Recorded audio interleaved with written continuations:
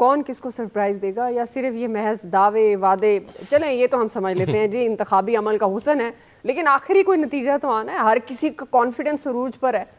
Surprise تو دعا اس قوم کو ملے گا، اور کس سے سرپرائز مل سکتا ہے؟ ہمیشہ قوم نہیں سرپرائزز بھگتے ہیں۔ اب وہ بات پی ٹی آئی کے لیے ووٹر سے زیادہ امپورٹنٹ ہو گیا ان کا پولنگ ایجنٹ۔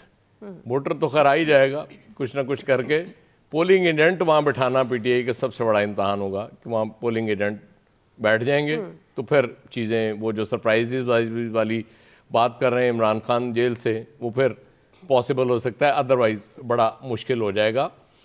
مجھے بہرحال آج چھوٹے قائد چونکہ آج بولے ہیں بڑے دنوں بعد، تو وہ ایک ان کا میں نے جملہ آج وہ پڑھا ہے کہ وہ کہہ رہے تھے کہ جب اللہ کو میں جا کے بتاؤں گا کہ میں نے اس قوم کو دیوالیہ ہونے سے بچایا تھا۔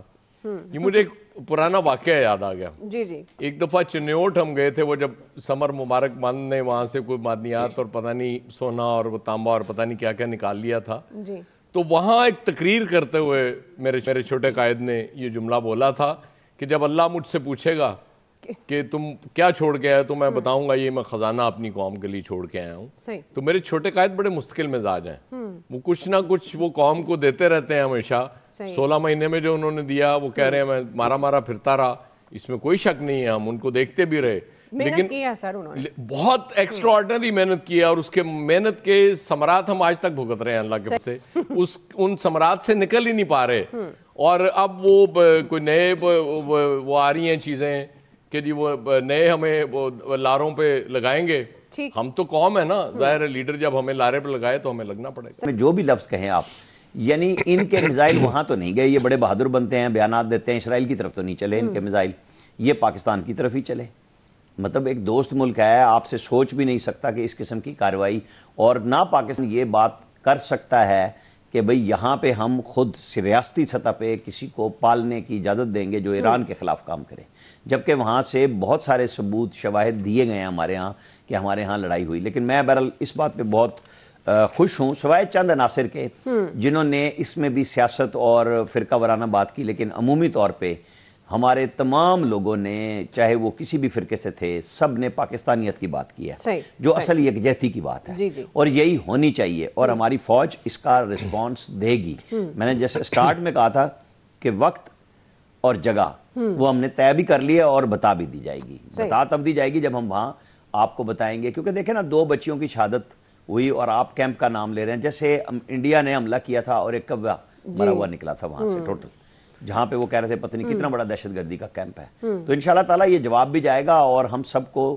بہرحال ایران کے معاملے میں جو انہوں نے کیا ہے، یہاں پہ جذبات سے زیادہ تحمل کی ضرورت ہے، اور وہی فارن آفس نے بھی کیا، ایک رسپانس دکھایا۔ یہ مطلب بہت بڑی بات ہوتی ہے کہ آپ اپنے ان کے سفیر سے کہیں نکل جاؤ، چونکہ وہ یہاں نہیں تھا، وہ وہاں تھا، اور ہمارے سفیر وہاں سے میرا خیال ہے شاید اب تک چل پڑے ہوں گے، وایا دبئی انہوں نے آنا ہے، کیونکہ ایک فلائٹ مس ہو گئی تھی اور دوسری کے لیے وہ ان کی سیٹ بک ہو چکی تھی۔ وہ ابھی 18 دسمبر کو تو انہوں نے وہاں پہ کاغذات جمع کرائے ہیں اپنے سفارت کے، اور بڑے اچھے تھے۔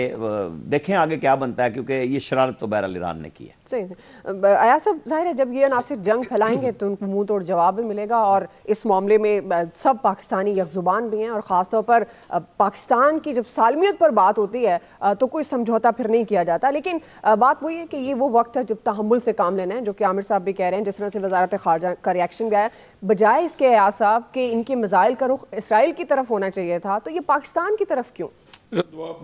شاکنگ ہے، مطلب اس کے لیے منیمم ورڈ جو میں یوز کر سکتا ہوں یہ شاکنگ ہے جو ہوا۔ دیکھیں بات یہ ہوتی ہے کہ وہ ایران کے بارے میں یہی کہا جا سکتا ہے کہ دشمن نہ کرے دوست نے جو کام کیا ہے۔ مطلب یہ کچھ جگہوں پہ آپ توقع نہیں کر رہے ہوتے کہ یہ یہاں اس طرح بھی ہو سکتا ہے۔ ایک دشمن ملک ہوتا ہے، وہ آپ کا مخالف ہوتا ہے، اس کی تو سمجھ آ رہی ہوتی ہے کہ ظاہر وہ اس طرح کرے گا، لیکن پھر جس طرح سے وہاں پہ اس کو وکٹری کی طرح بتایا جا رہا ہے ایران میں، یہ اور زیادہ شاکنگ ہے میرے لیے۔ وہ تو 2 بچیاں شہید ہو گئیں، اس پہ ہی آپ کم از کم ریگریٹ کر لیتے کہ جی وہ غلط ہو گیا۔ اب بھی میں سمجھتا ہوں کہ یہ ایسکیلیٹ نہیں ہونا چاہیے معاملہ، حالات خطے کے پہلے ہی ٹھیک نہیں ہیں۔ ابھی بھی وقت ہے کہ اس کو ایران سفارتی سطح پہ کوشش کر کے کول ڈاؤن کر لے معاملات، اور جو انہوں نے کیا ہے اس پہ وہ معذرت کر لیں کہ جی ہاں یہ غلط ہو گیا. اب چلیں، آپ کو لگا ہوگا کہ جی وہاں کوئی دہشت گرد ہے، ہم اس طرح مطلب let me be the devil's advocate کہ ہے آپ نے اس پہ کر دیا جو کہ نہیں کرنا چاہیے، کیونکہ ایک سوورن سٹیٹ کے اندر جا کے آپ اٹیک کر رہے ہیں. تو اس سے کیا ایکسپیکٹ کریں گے؟ ایکسپیکٹ تو یہی کیا جائے گا نا کہ آپ کو پھر اس کا جواب ملے گا. لیکن میں سٹل کہہ رہا ہوں کہ وہ نوبت نہیں آنی چاہیے اس جواب کی.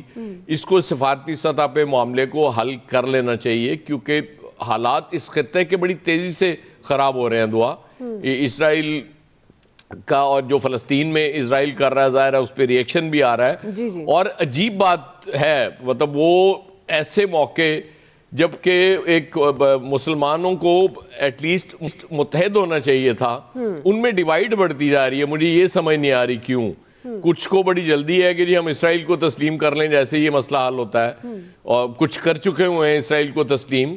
مطلب یہ تو ایک ایسا موقع تھا کہ آپ سب فلسطینیوں کی شہادتوں کے ذمہ دار ہیں نا، یہ مسلمان ملک جو ہیں، کہ آپ نے کوئی یونائٹڈ اس پہ سٹینڈ ہی نہیں لیا. وہ آپ مطلب وہ جمع خرچ کر کے فارغ ہو جاتے ہیں اور اس کے بعد معاملات.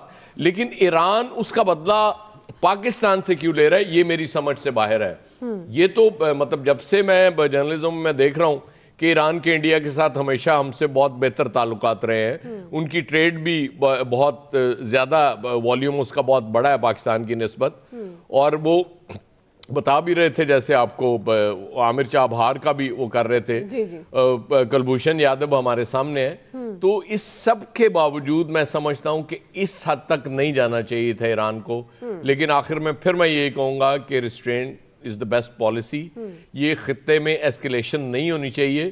بڑے مسائل ہو جائیں گے، بڑے معاملات ہو جائیں گے. اس کا مطلب یہ ہے کہ آپ اسرائیل کو تو فری ہینڈ دے رہے ہیں نا کہ جی ٹھیک ہے ہم تو آپس میں لڑنا شروع کر دیا ہے، تم نے جو کرنا ہے کر لو.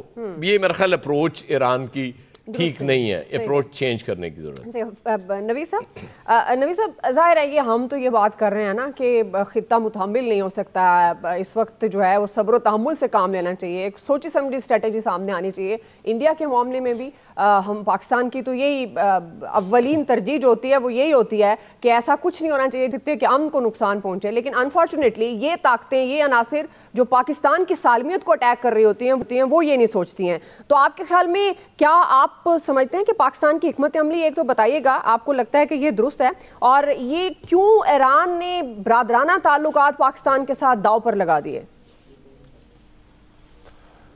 اچھا دعا ابھی یہ بات کی جا رہی ہے کہ پتہ نہیں کیوں ایران نے جو ہے یہ اقدام کیا اور کیوں پاکستان کی سوورینٹی کو جو ہے اس کو وائلیٹ کیا. وہ چیز جو کہ یعنی جو دشمن کرتا ہے، اور ایران تو ایک ہمارا برادر اسلامی ملک ہے، اس نے ایک ایسا کام کیا. لیکن میرے خیال میں تھوڑا سا سمجھنے کی ضرورت یہ ہے کہ ایران کی جو رجیم ہے وہ under a lot of pressure تھی. اس کے اوپر بہت پریشر تھا. آپ دیکھیں دسمبر میں ایک اٹیک ہوتا ہے ایرانین ریولوشنری گارڈ کے اوپر، اس میں جو ہے وہ کیجولٹیز ہوتی ہیں. اس کے لیے جو ہے وہ جیش العدل کا نام سامنے آتا ہے. پھر اس کے بعد ایرانین جنرل جو تھا قاسم سلیمانی، اس کی